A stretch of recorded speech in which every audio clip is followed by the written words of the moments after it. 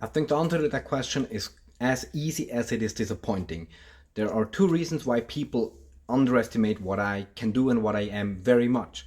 The first reason is they have no clue about fighting. They don't understand it.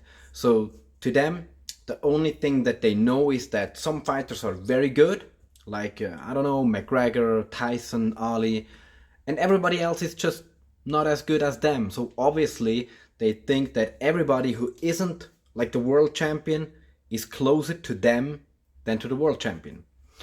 That is psychological in part, and in part not understanding. Like the many times, like I've seen people say that somebody who's in the top 10 in the world is a bomb because he's not in the top 5, or somebody who's in the top 100 of professional fighters is a bad fighter because he's just stronger than like 7.5 billion people, and there are like so many strong fighters that are the only fighters that those people see.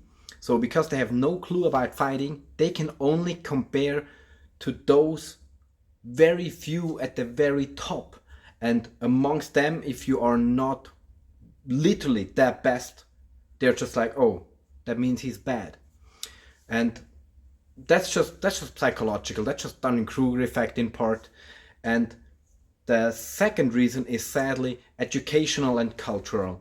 So we are being taught many times throughout our growing up how bad we are. And if we don't measure up to the very best, you're not good enough. You're either Albert Einstein or you're nobody. You're either Michael Jackson or you're nobody. You're Michael Jordan or you're nobody.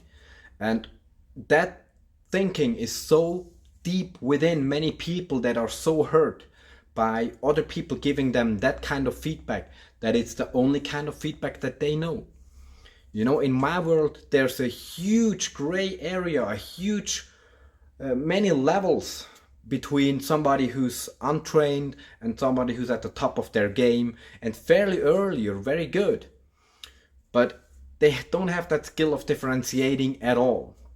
So all they know is like, oh, very good fighter is very famous. So that means if he's not famous, he's a bad fighter.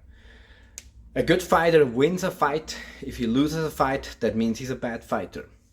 And so on. So it's a plethora of very simplistic thinking fed by bad experiences in their childhood and mistakes that we as a society do onto young children when growing up. So that is in part the reason why I even do this, to teach people about their own inner strength